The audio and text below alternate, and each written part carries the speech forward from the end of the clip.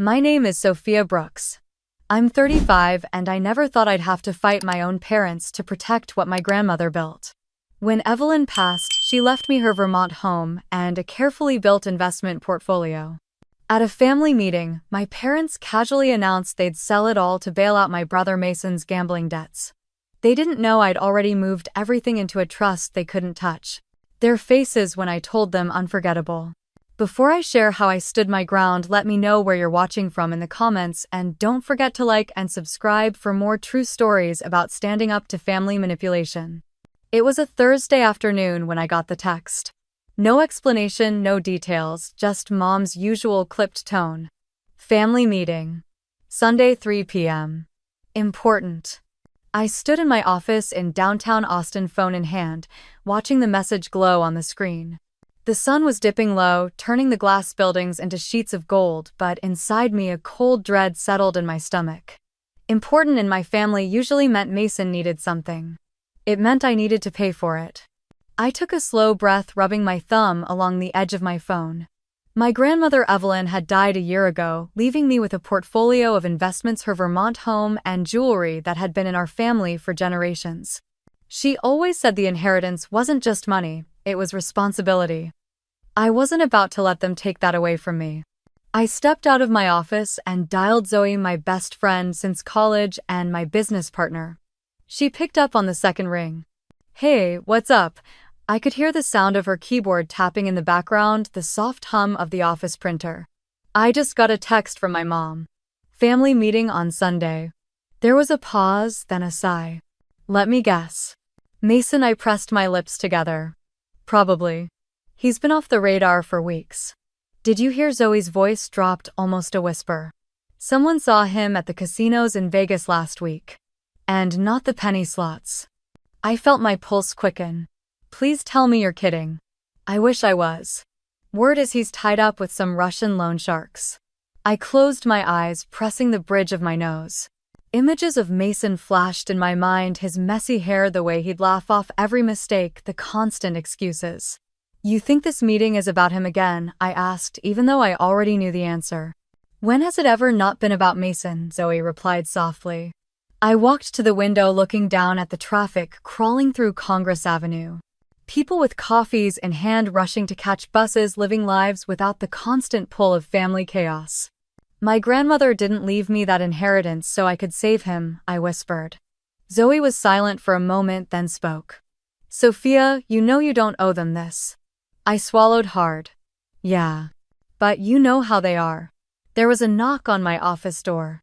One of our junior associates poked her head in to remind me of a client call. I nodded, giving her a small wave, then turned back to the window. "I have to go," I said. "Call me after," Zoe replied. "Whatever happens, you're not alone."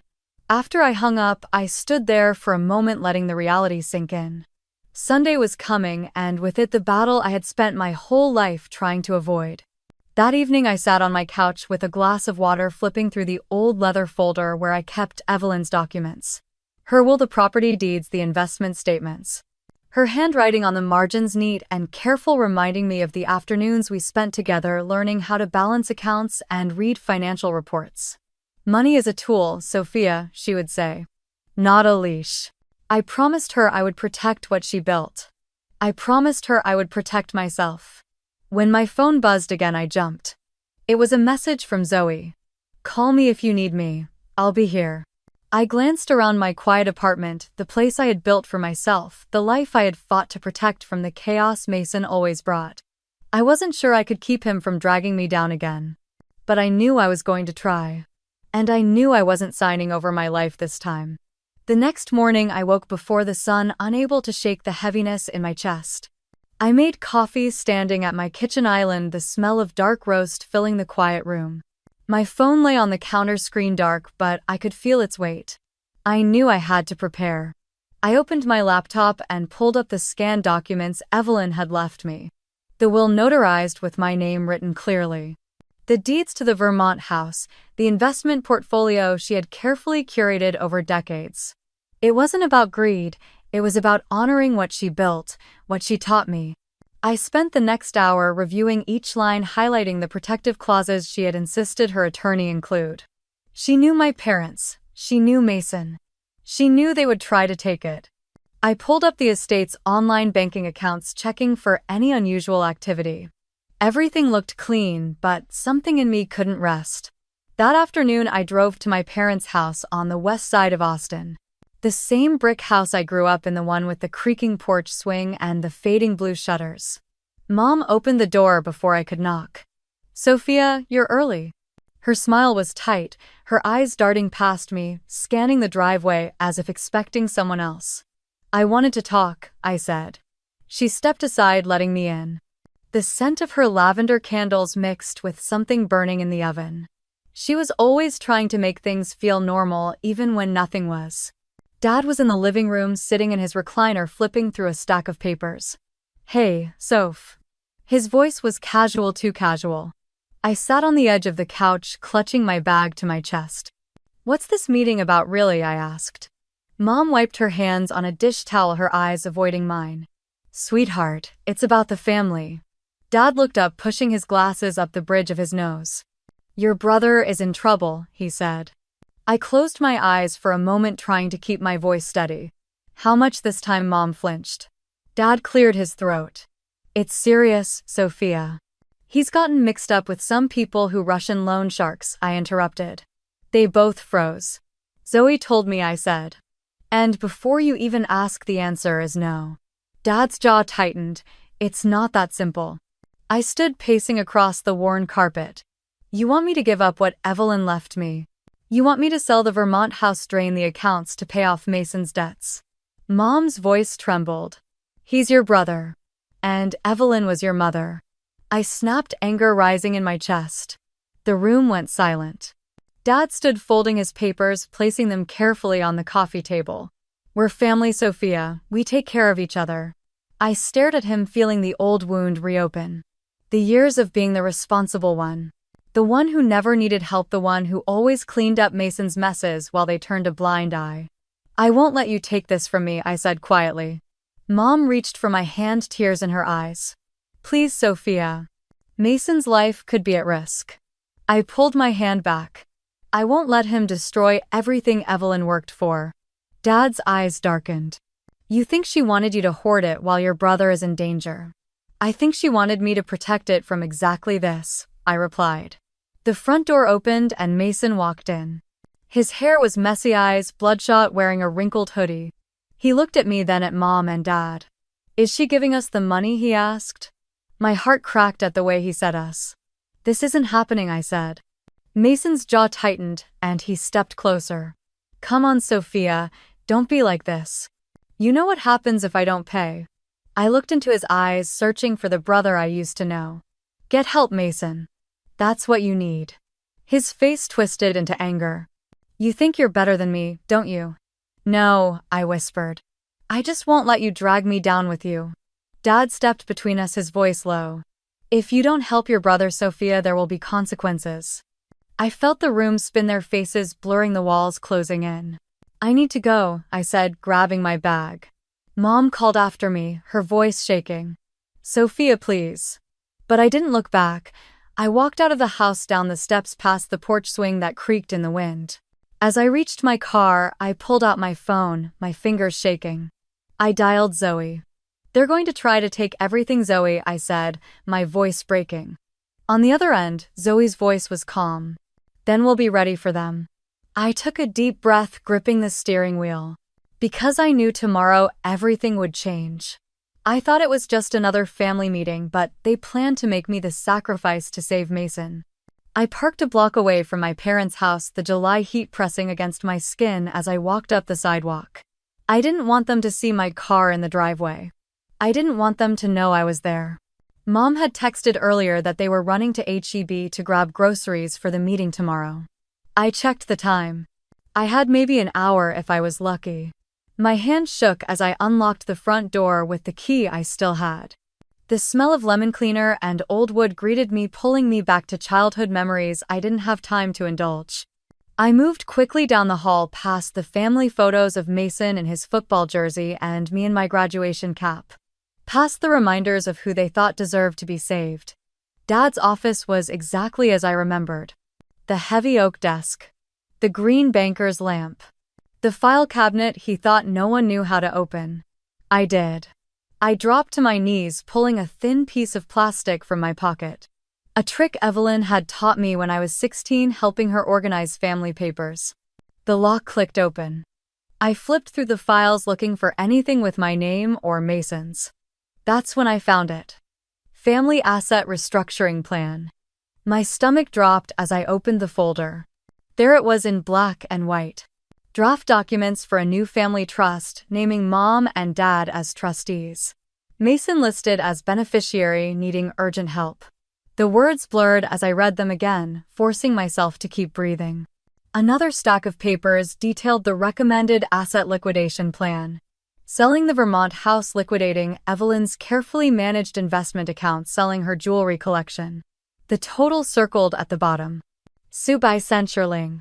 The exact number Zoe had warned me about, tied to Mason's gambling debts with Russian loan sharks. I pressed my hand to my mouth, fighting back the taste of bile. They were going to gut everything Evelyn had left me to pay for Mason's mistakes. And they hadn't even planned to ask. They were planning to tell. A rustle in the hallway made me freeze. I listened, breath held, but the house stayed quiet. I forced myself to keep going. I found emails printed and stapled together. My father had been emailing a lawyer named Robert Klein, someone I had never heard of, asking how they could legally compel me to sign over my inheritance for family needs. Robert's reply was highlighted. Your best argument will be family unity and urgency. Use emotional leverage. I snapped a photo of the email with my phone, then the trust drafts, the liquidation plans, every single page. My hands were shaking so hard I almost dropped my phone, but I kept going. Evelyn's face flashed in my mind. Her sharp blue eyes, her steady voice telling me, money is power, Sophia, but only if you protect it. I closed the file, slid it back into place, and locked the cabinet. I stood swallowing hard, listening for any sound. Still nothing. Just the steady hum of the AC, the quiet tick of the wall clock.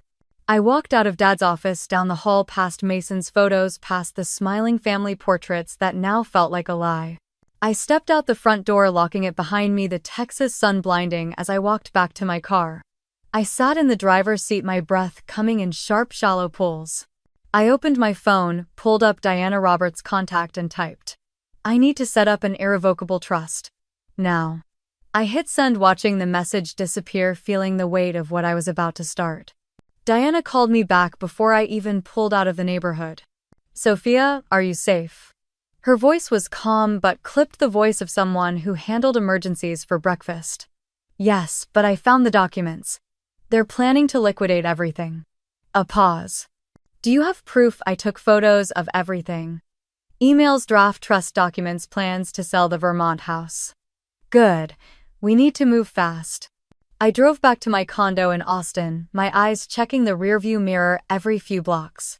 I didn't know why, but I felt like Mason might be watching, or worse, someone he owed money to. When I got home, I kicked off my heels, grabbed a glass of water, and paced while I waited for Diana's video call.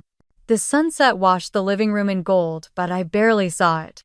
My phone buzzed. Hi, Sophia. Diana said, her dark hair pulled into a tight bun, glasses perched on her nose. First, I'm glad you're safe. Second, we need to get your assets into an irrevocable trust immediately. Can we do that without the final probate? I asked, my voice shaking.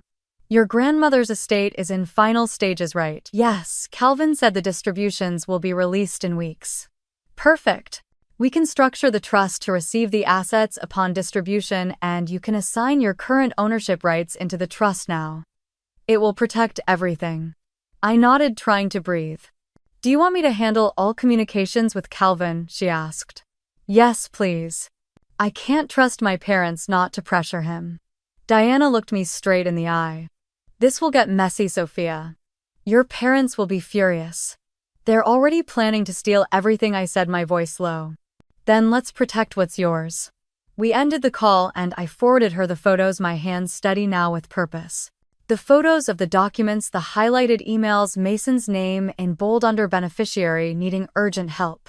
I opened a bottle of ginger ale, taking a long sip, remembering how Evelyn would sip the same drink while balancing her checkbook, teaching me about compound interest when I was 12. A ping sounded. Diana had sent over the first draft of the trust paperwork. My phone buzzed again. This time it was Zoe. "You okay?" she asked without preamble. "No, but I'm handling it." "What did you find?" "They're planning to sell the Vermont house, liquidate everything to pay off Mason's gambling debts." "Holy hell, Sophia. I'm setting up an irrevocable trust." Evelyn didn't fight for this family's future, so Mason could blow it all in Vegas. Zoe was quiet for a moment, then said, "You're doing the right thing." "Do you want me there when you tell them?" "I don't know how I'm going to tell them yet." "You'll figure it out," she said. "Call me if you need backup." After we hung up, I signed the preliminary trust documents digitally, my finger hovering over the signature line before pressing down. Sophia Brooks. For the first time in days, I felt a thread of calm. A sense of control. I sat back on my couch clutching my phone, the city lights of Austin blinking through my windows. Then my phone vibrated again. This time it was a text from Mom. "Hi honey. Just checking in. Don't forget about the meeting tomorrow. 3 p.m. We love you." I stared at the message, bile rising in my throat. Love.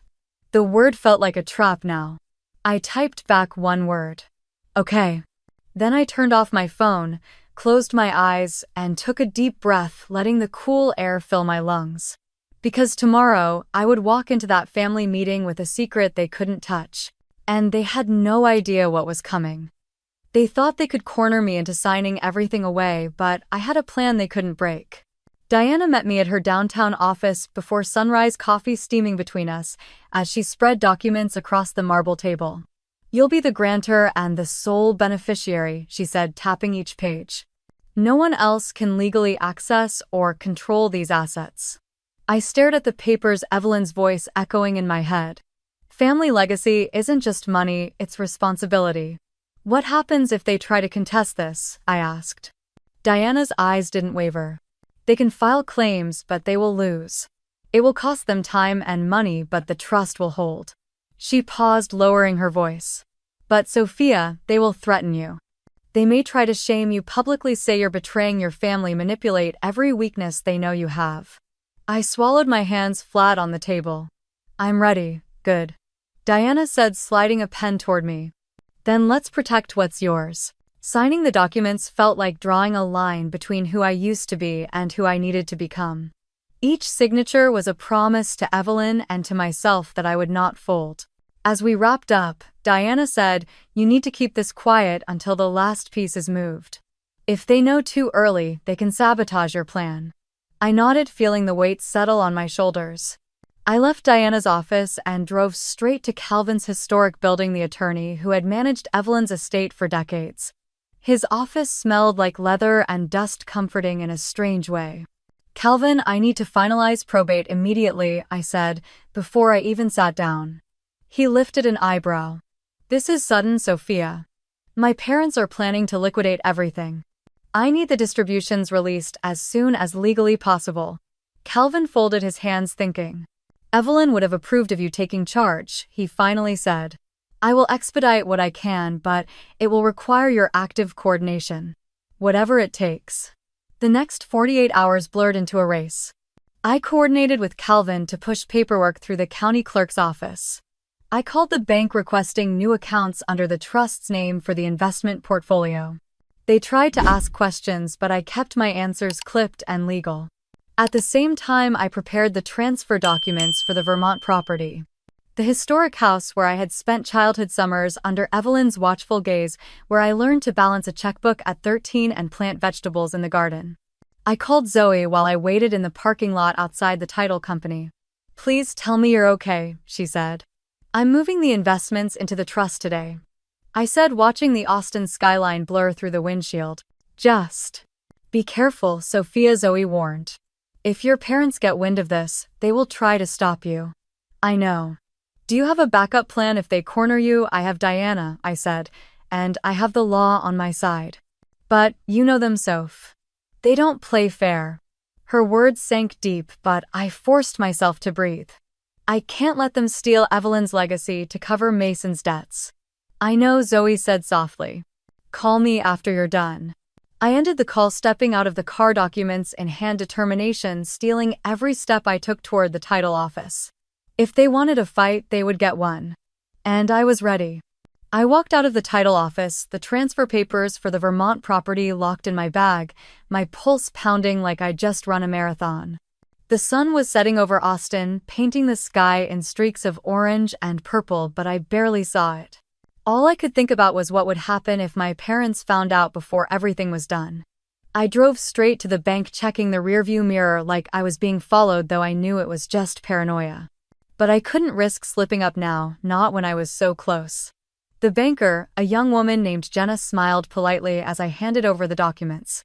I need to transfer these investments under the name of my irrevocable trust, I said, keeping my voice steady. She glanced at the paperwork, then looked up. We can handle this today, but it may take a few hours to process. That's fine, I replied. I'll wait. As I sat in the small waiting area, I scrolled through my phone, checking emails, pretending to look calm while my knee bounced uncontrollably. A text came in from Zoe. Everything okay? I typed back quickly. At the bank now. Almost done. Her reply was instant. Stay strong, Soph. I closed my eyes, leaning back in the chair.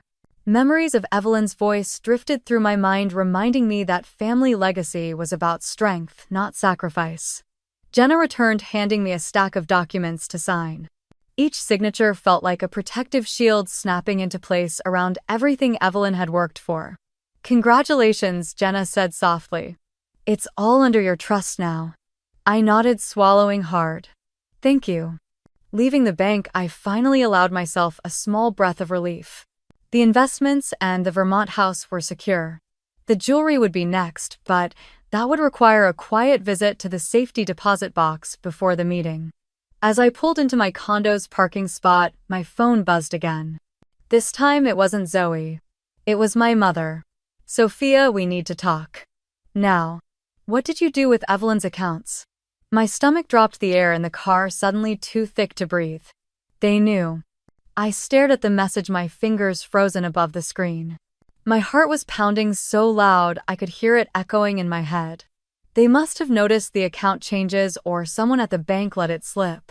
Maybe Mason had overheard something, or they were watching closer than I thought. I closed my eyes, feeling a wave of fear crash through me, but it didn't last long. Because under that fear was something stronger. Resolve. I opened my eyes, my reflection in the rearview mirror looking back at me. I didn't see the daughter they could guilt and control anymore. I saw the woman Evelyn raised. I took a deep breath, opened the message, and began typing. But before I could send it, my phone lit up with a call from my father. I let it ring, gripping the wheel, letting it buzz until it stopped. Then it rang again. And again. I silenced it, my hands trembling as I got out of the car, each step toward my condo heavy but certain. They were going to come for me. And I was ready for them. I unlocked my condo door, stepping inside to the quiet hum of the fridge and the soft ticking of the clock on the wall. I set my bag down, pulling out the folder with the trust papers, and placed it carefully in the small safe hidden in my bedroom closet. My hands shook as I entered the code, feeling the weight of what I had just done pressing on my chest. A knock sounded on my door, sharp, insistent. My phone buzzed in my pocket again. Another call from my father, followed by a text. Sophia, answer us. We know you did something. I backed away from the door, staring at it as if it might burst open. My mind raced, wondering if they would really come here tonight, demanding explanations. I forced myself to breathe. In, out, in, out. Another knock. I grabbed my phone and texted Zoe. They're calling. They know. Her response was immediate. Don't open the door if they show up. Call me if you need backup. I swallowed, typing back. Thanks. The knocking stopped, but my phone rang again. This time I answered, pressing it to my ear but saying nothing. Sophia, it's your father. His voice came calm but with an edge that made my spine stiffen. We need to talk about what you're doing. I stayed silent, letting him fill the space. Your mother is worried sick, he continued. We heard from the bank that there have been changes to Evelyn's accounts. You're moving things without discussing it with us. My jaw tightened. I'm fulfilling what Grandma Evelyn wanted, I said, finally, my voice clear. There was a pause and then a low laugh that sent chills down my arms. Sophia, you don't understand the situation. We're family. Family decisions are made together. Like selling off everything she worked for to cover Mason's debts. I shot back, heat rising in my chest. That's not your concern, he snapped before catching himself. You don't know the full story. I know enough, I replied, moving to stand by the window looking out at the lights of Austin, the city that had become my shield. He sighed heavily. Sophia, you're making this harder than it needs to be. You're isolating yourself. I clenched my jaw. I'm protecting what Grandma left me to protect. You're being selfish, he said, his voice rising. Your brother is in danger, and you're hoarding family resources out of spite. I closed my eyes, letting the words hit but refusing to let them sink in. I'm not discussing this over the phone, I said, and hung up. My hands were shaking as I set the phone down. I felt the tears prick my eyes, but I blinked them back, refusing to let them fall. This was the price of standing firm. My phone buzzed again, this time with a text from Mason. Hey Soph, can we talk? It's not what you think. I stared at it, anger and sadness battling inside me. The brother who had drained our parents, who had ignored Evelyn's teachings, who had gambled away his future and now wanted mine too. I typed back, not now.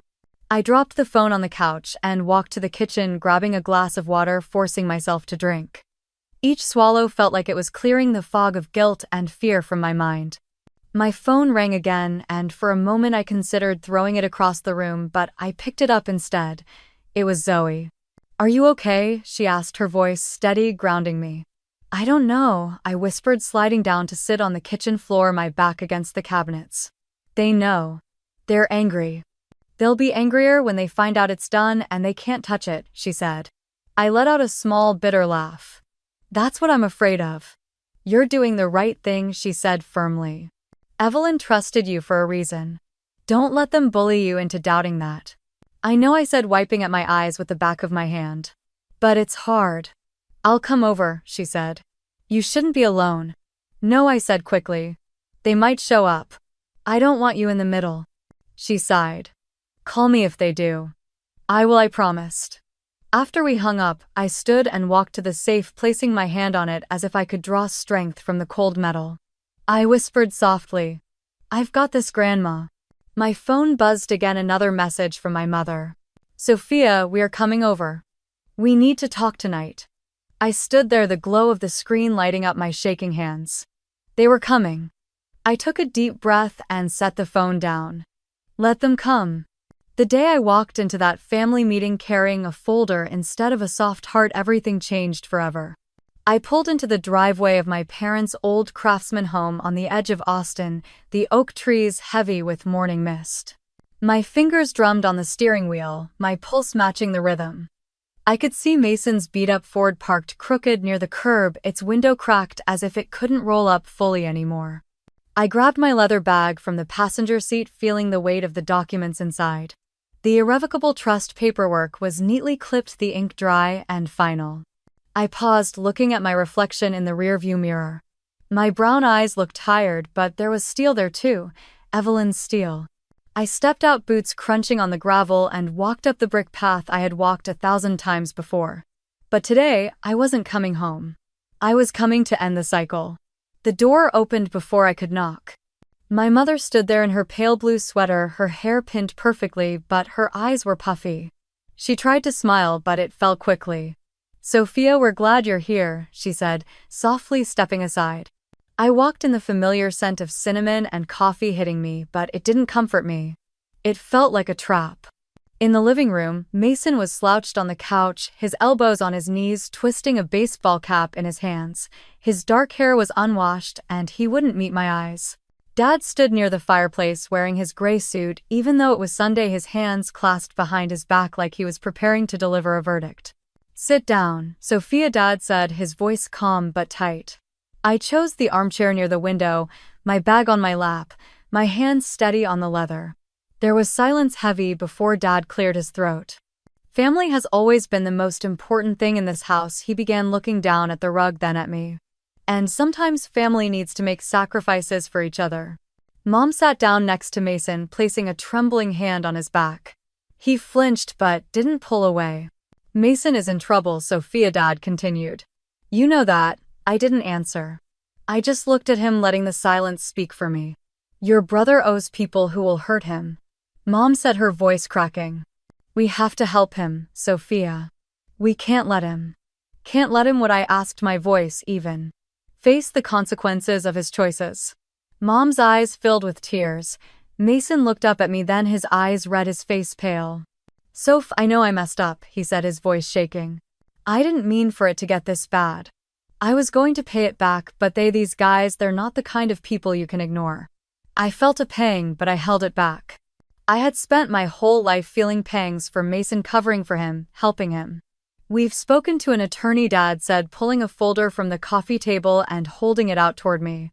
This is a plan to put everything into a family trust. Your mother and I will manage it. We'll sell what needs to be sold, settle Mason's debts, and then rebuild together. Mom sniffled, reaching for a tissue. It's what your grandmother would have wanted, Dad added. I almost laughed, but I didn't. Evelyn would have wanted me to stand exactly where I was now. I didn't take the folder. I kept my hands on my bag, my knuckles white. Dad's eyes narrowed slightly. Sophia, you need to sign this. Today. Mason looked at me, tears in his eyes. Please, Soph. They said they'd come after me. I don't want to die. I inhaled deeply, the air sharp in my lungs, as I slowly reached down to unzip my bag. I pulled out the folder, letting the leather slide against my palms. The room was so quiet I could hear the ticking of the old clock above the fireplace, each second loud, heavy. Dad's eyes flickered to the folder, then back to my face. His jaw tightened. What's that? He asked. I opened the folder slowly, pulling out the top document. The seal from Diana's office was visible, the notary's stamp fresh and clear.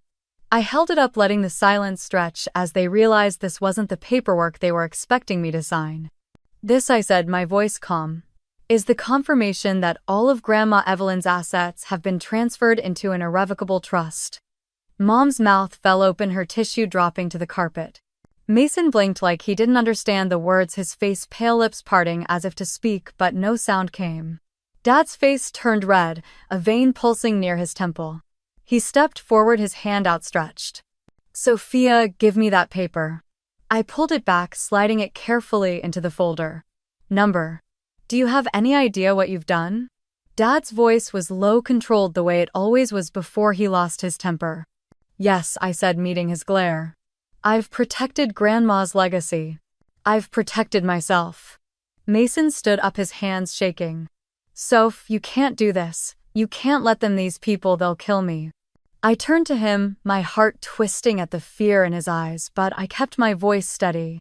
And you think risking everything Grandma built, everything she entrusted to me, will fix that? She would have wanted us to help him. Mom sobbed, her voice high, desperate. We're family. She wanted us to honor her work, her wishes, her sacrifices. I shot back. You're asking me to destroy everything she built because Mason can't stop gambling. Dad slammed his hand on the coffee table, making the folder jump. You're being selfish. No, I said, standing up, my knees steady. For the first time, I'm not. Mason's face twisted, anger flashing across his features. They're going to break my legs, Sophia. Or worse. You think your precious trust fund is worth that? You think this is about money, I said softly.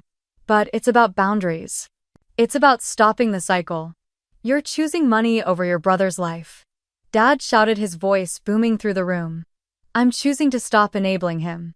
I replied, my voice calm even as my hands shook. Mom collapsed back onto the couch, her face in her hands, sobs racking her shoulders.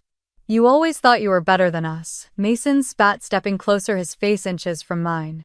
Little Miss Perfect with her degrees and her big career. I didn't flinch. I looked him in the eyes, seeing the fear, the desperation, but also the entitlement that had been there our whole lives. I'm not better, I whispered. I'm just done.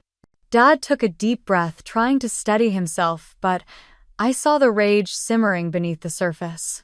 You're going to regret this, Sophia. I shook my head. One day, you'll thank me.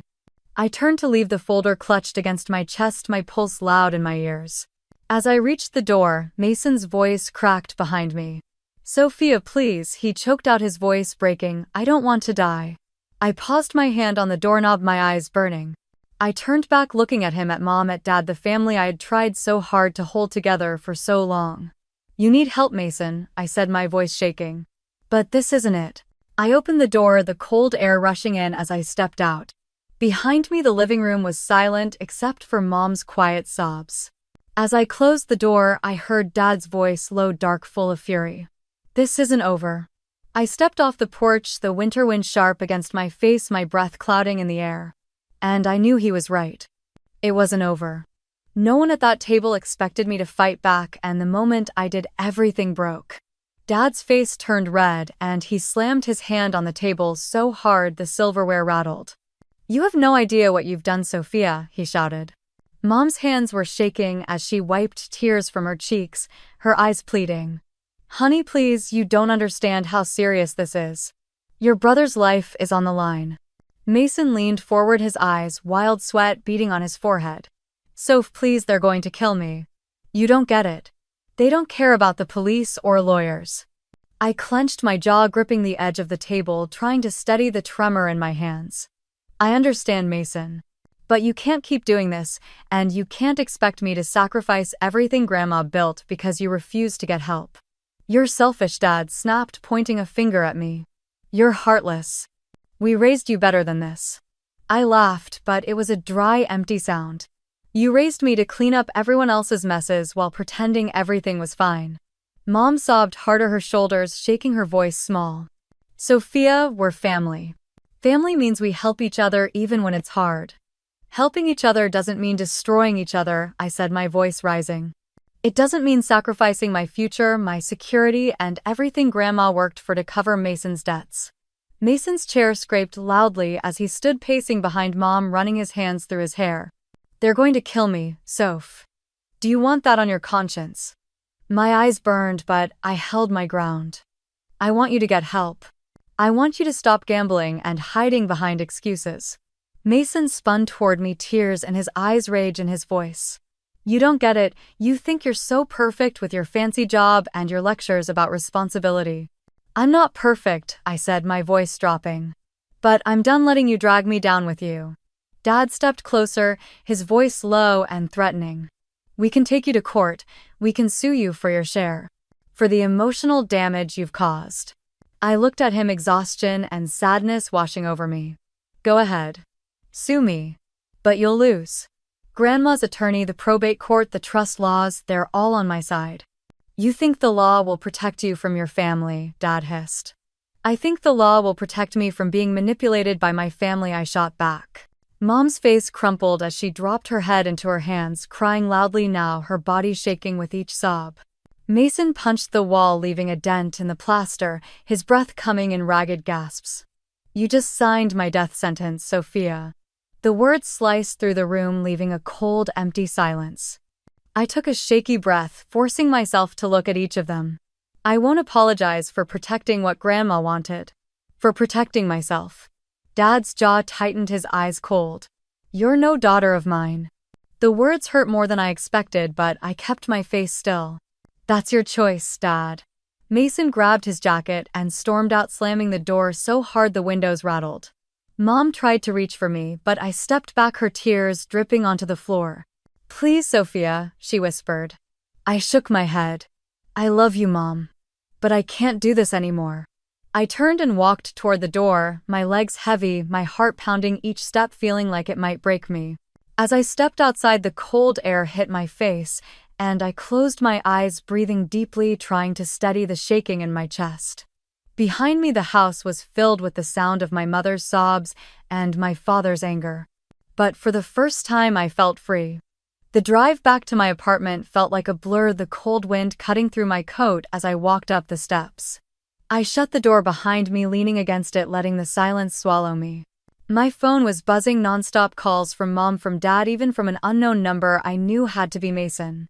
I tossed it on the couch and walked into the kitchen, hands trembling as I filled a glass with water.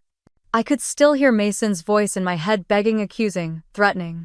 You just signed my death sentence, Sophia. The words echoed in the quiet of my apartment, mixing with the sound of my heartbeat thudding in my ears. I sat down at the kitchen table staring at the glass, watching the water ripple as my hand shook. My phone buzzed again and I grabbed it without thinking, ready to shut it off. It was a text from Mason. "You just killed me. They will come for me now." I dropped the phone, the screen going dark as it hit the table.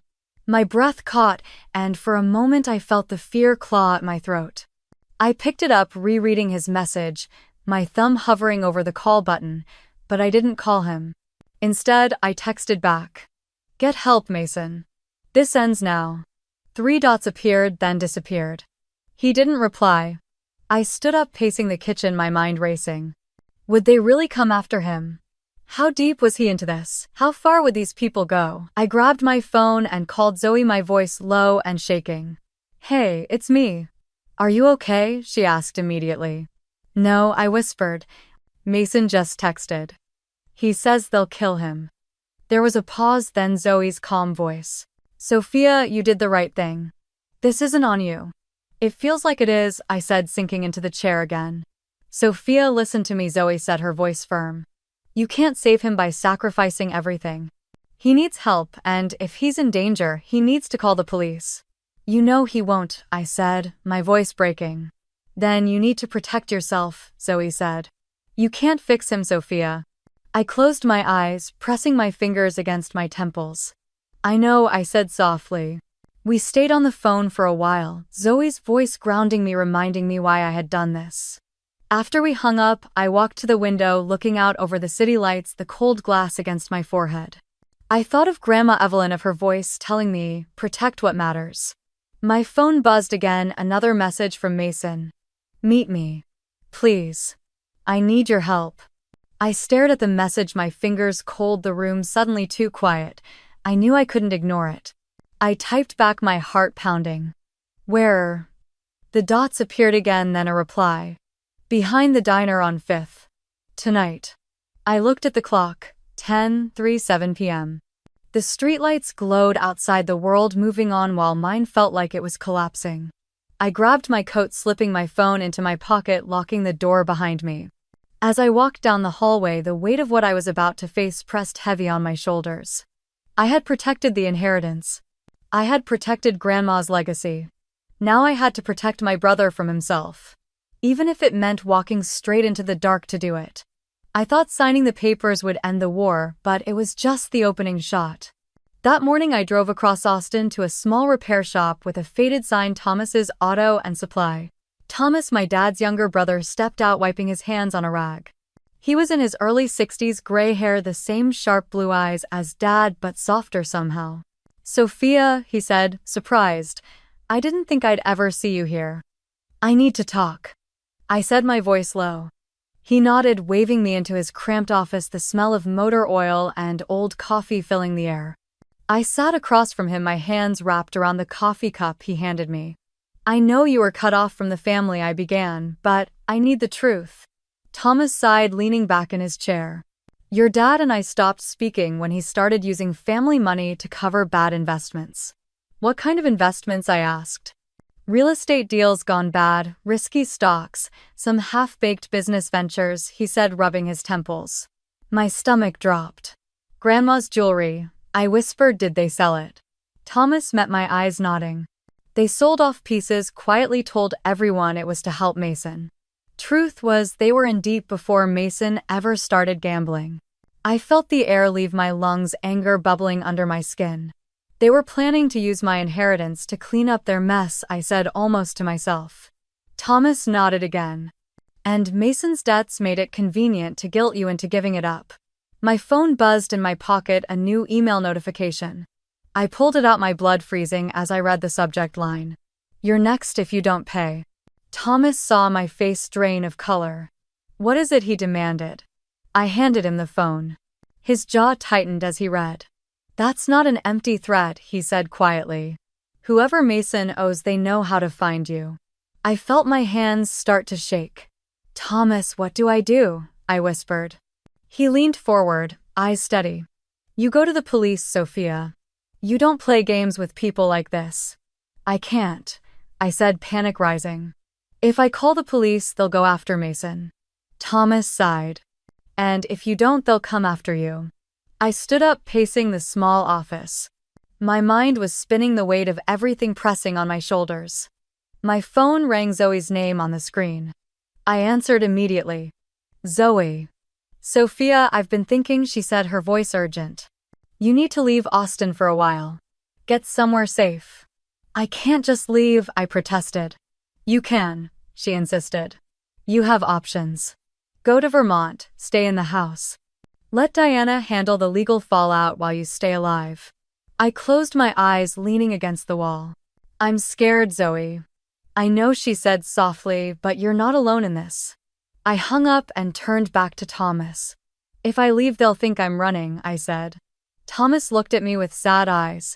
Sometimes staying alive is more important than proving a point. I looked down at my phone, the message still open. You're next if you don't pay. I swallowed hard, feeling the fear sink into my bones. But underneath it, a spark of something else, resolve. I drove home with my hands gripping the steering wheel so tight they hurt. Every red light felt like an invitation for someone to pull up beside me and finish what that email threatened. When I got back to my condo, I checked every lock twice, pulling the curtains shut before I even set my purse down. I stood in the kitchen, the hum of the refrigerator, the only sound trying to steady my breathing. I pulled out my phone and called Diana. Sophia, she answered on the first ring. I got a threat, I said, my voice shaking. They know who I am. There was a pause. Was it direct or anonymous? It was anonymous, but they said, you're next if you don't pay. Diana let out a slow breath. I'm calling a contact at APD, she said firmly. You need to file a report. I can't, I whispered. If the police get involved, Mason might get hurt. Diana's voice was calm, steady. If you don't protect yourself, Sophia, they will hurt you. Then Mason won't be the only victim. I closed my eyes, tears pricking, but I didn't let them fall. I don't want to live like this. You won't, she promised. We'll set up a protective order if needed. Forward me the email now. After we hung up, I forwarded the message, my fingers trembling. I paced, checking my phone every few seconds, expecting another threat. Instead, a text popped up from Zoe. You need to leave now. I called her immediately. I can't leave, I said again, hearing how tired I sounded. You can and you should, Zoe replied. Sophia, this isn't about just your safety anymore. This is about control. They want to scare you into giving them what they want. I rubbed my temples, looking around my apartment. What if they find me in Vermont? I whispered. Then you deal with it, then she said softly. But you can't fight this war in the open. Not while they're circling. I sank onto the couch, letting her words wash over me. She was right. Every email, every threat, every demand from my family had been about one thing. Control. I stood, walking to my bedroom, pulling out a suitcase. It felt surreal, folding clothes into a bag while my heart pounded like a drum. My phone buzzed again, and I nearly dropped it. It was Mason. Please, Sophia, please help me. I stared at the screen, my thumb hovering over the reply button. I thought about the little boy he used to be, chasing fireflies in the backyard, his laughter ringing out under the Texas stars. Then I thought about the man he was now, the man who had gambled away everything and was dragging all of us down with him. I turned off my phone. I finished packing, zipping up the suitcase, and took one last look around the apartment. I was about to turn off the lights when I noticed headlights through the blinds. They didn't move. My breath caught. I edged closer to the window, carefully pulling down a slat with one finger. A black SUV idled across the street, its engine running, headlights glaring directly at my living room. My pulse roared in my ears. They had found me. I thought I knew what betrayal felt like, but nothing prepared me for hearing my own mother cry on the phone, begging me to give up everything for Mason. Please, Sophia, she sobbed, her voice cracking. They're going to hurt him if we don't pay. I stood in the kitchen of the small cabin I had rented outside Burlington, my hand gripping the counter so hard my knuckles turned white. Mason made his choices, Mom, I said, keeping my voice even. He's your brother, she screamed, the desperation slicing through the phone. Don't you care if he dies? I closed my eyes, trying to block out the image of Mason as a kid grinning as he handed me dandelions from the yard. Mom, I care, I whispered. But I can't let him drag us all under. There was silence, then the phone rustled before Mason's voice came on rough and shaking. "Sophia," he gasped. "They're going to kill me." I felt the words hit like a punch, but I kept breathing. "You have to help me, please," he said, his voice breaking. "If you don't, I'll just end it myself." A sharp pain sliced through my chest and I gripped the counter tighter. "Don't say that, Mason," I said, my voice trembling. "What else am I supposed to do?" he yelled, panic flooding his words. "I'm dead either way, Sophia." "Stop," I said, forcing my voice to steady. "You can get help, you can go to treatment." He laughed a bitter, broken sound. "With what money?" he snapped. "They want everything. They said they'll come for you next." I opened my eyes, staring at the sunlight filtering through the window, the leaves rustling in the breeze like nothing was wrong in the world. "Mason," I said softly, "you need to get clean. That's the only way this ends." "You think I can just walk into rehab and they'll leave me alone?" he shouted. "You think you're safe up there in Vermont?"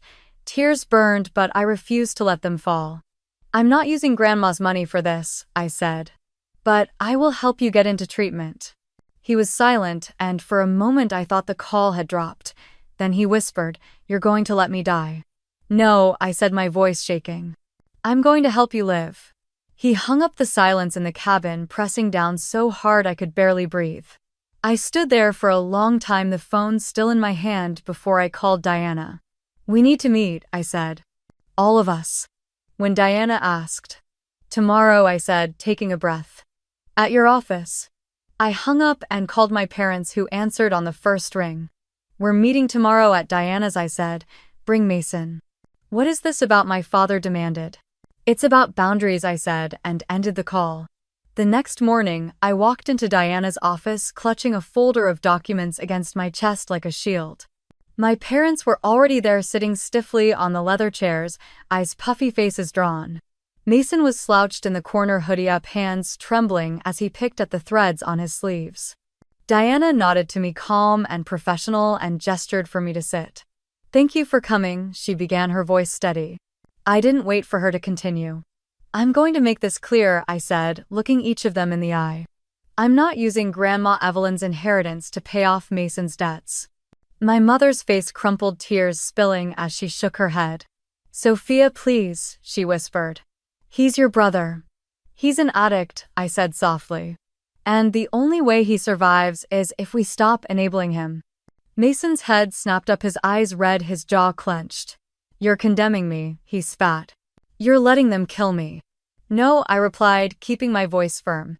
"I'm offering you help, but it won't come from money that doesn't belong to me alone. It's a legacy that belongs to future generations, not a bandage for a gambling debt." My father stood abruptly, pointing a shaking finger at me. "You ungrateful child," he snapped. "We raised you. We gave you everything. And now you stand there with your fancy lawyer telling us you won't help your own brother. You're asking me to destroy everything Grandma built," I said, standing too. "You're asking me to betray her trust, and I won't." Mason's eyes filled with tears, and he looked so small in that moment. "I don't want to die," he whispered. My resolve wavered, but I forced myself to breathe. "That's why I've arranged a spot for you at Haven Recovery," I said. "I will pay for your treatment, Mason, but that's where it ends." He looked up, confusion and desperation warring on his face. "And after that?" he asked, voice cracking. "You will work with the counselors there," I said. "You will commit to recovery, or you will face the consequences of your choices." My mother sobbed, burying her face in her hands, while my father's shoulders sagged as if the fight had drained from him. Diana cleared her throat. "This is a fair boundary," she said. "Sophia is within her rights, and this is the healthiest path forward." Silence filled the room, thick and heavy, until Mason looked at me again. "Will you come with me?" he asked, his voice barely audible. "Yes," I said, my voice softening. "I'll take you there myself." Mason lowered his head, and for the first time in a long time I saw something that looked like surrender. Not defeat, but a fragile acceptance. We walked out of that office together, the weight of generations pressing on all of us. That evening, as I packed a small bag to drive Mason to Haven in the morning, my phone buzzed with a new email. It was from Mason. "Thank you, Sophia.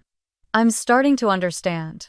I sat down on the edge of my bed, the screen glowing in my hand, tears finally spilling as I whispered to the empty room. Please, Mason, mean it this time. I didn't know what tomorrow would bring, but for the first time I felt hope crack through the fear. Then my phone buzzed again with an unknown number and a chill ran down my spine as I answered.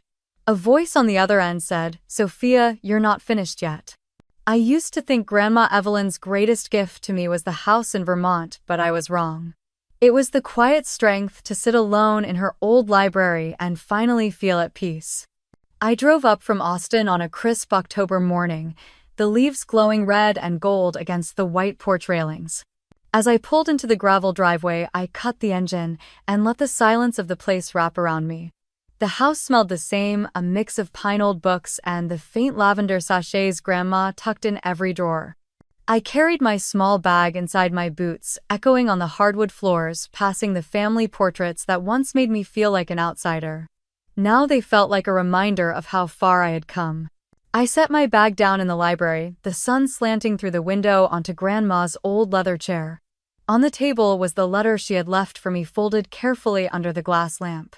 My hands shook a little as I lifted it, sitting in the chair where she had read to me as a child. "My dearest Sophia," it began, her handwriting still strong. "If you're reading this, it means you stood firm even when it hurt." Tears blurred the ink as I read her words, reminding me that family is worth protecting, but only when they choose to protect themselves too. That money can build a home, but it cannot build a family. That courage sometimes means saying no even to the people you love most. I closed my eyes and let out a breath I didn't know I had been holding. Outside, a light breeze rustled the maple leaves. My phone buzzed, and I wiped my cheeks before answering. It was Mason. "Hey," he said, his voice steadier than it had been in years. "Hi, Maze," I replied, trying to keep my voice even. "I just wanted to tell you I got the job at the garden center," he said, a note of pride in his words. "I'm proud of you," I said, my voice catching. "I couldn't have done it without you," he replied softly. We sat in silence for a moment, the good kind, the kind where you don't need to fill the air with explanations. "I'm coming up this weekend," he said. "I'll make your favorite," I teased. "Grandma's chili." "Deal," he laughed, and for the first time it felt like we were just siblings again, not broken pieces trying to fix each other. As I ended the call, I looked around the room, seeing not just what Grandma had left behind, but what I was now able to build. The Vermont house was no longer a burden to protect. It was a promise I had kept. That weekend, the house came alive in a way it hadn't in years. Zoe arrived first, carrying bags of groceries and her favorite Vermont maple syrup. "You didn't think I'd let you celebrate alone, did you?" she said, grinning as she set everything on the kitchen counter. Thomas pulled up in his old pickup next, bringing a box of firewood and a bottle of wine. "Evelyn would have wanted a good fire tonight," he said, giving me a warm, uncle-like pat on the shoulder. Even Diana came just for the evening, bringing her quiet, calm presence and a fresh apple pie from a local bakery. We moved around the kitchen, chopping vegetables for the chili, laughing as Zoe dropped a carrot on the floor and Thomas scolded her like an older brother. It felt simple, warm, and real. Mason arrived last, a little shy, holding a small potted plant in his hands. "For the porch," he said, avoiding my eyes. "It's a new start, right?" I took it from him, hugging him before he could pull away. We ate dinner at the long wooden table, the one that had hosted decades of family meals under Grandma's watchful eye. But this time there was no tension, no hidden agendas, no fear, just the sound of spoons against bowls, laughter when Thomas tried to tell one of his bad jokes, and Mason quietly thanking me for the second bowl of chili. After dinner, we sat by the fireplace, the flames crackling, filling the room with a comforting glow.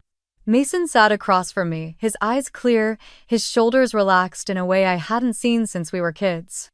"I know I can't change the past," he said, voice steady. "But I'm trying to build something better." I nodded, blinking back tears. "That's all any of us can do," I said. Thomas leaned back in his chair, watching the fire. "Your grandma would be proud, Sophia," he said softly. "She didn't just leave you this house, she left you the courage to keep this family honest." I looked around the room, seeing the people I loved not as burdens but as their flawed human selves, and for once it was enough.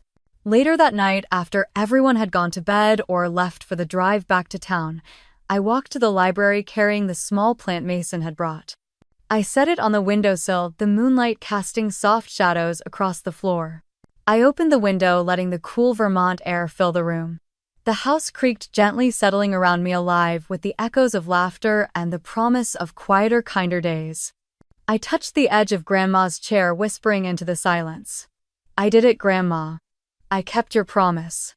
A single leaf from Mason's plant brushed against my hand, and I smiled. Sometimes the real inheritance isn't money. It's the strength to protect what matters, to set boundaries, and to let go of the fear that you owe everyone everything. It's the freedom to build a life on your own terms. As I looked out at the dark Vermont hills, I felt a peace I hadn't felt in years. If you've ever had to stand up to your family to protect what's right, I'd love to hear your story. What would you have done if you were me? Have you ever been in a situation like this? Share in the comments. And if you want to hear more stories about family courage and standing your ground, don't forget to like and subscribe for more.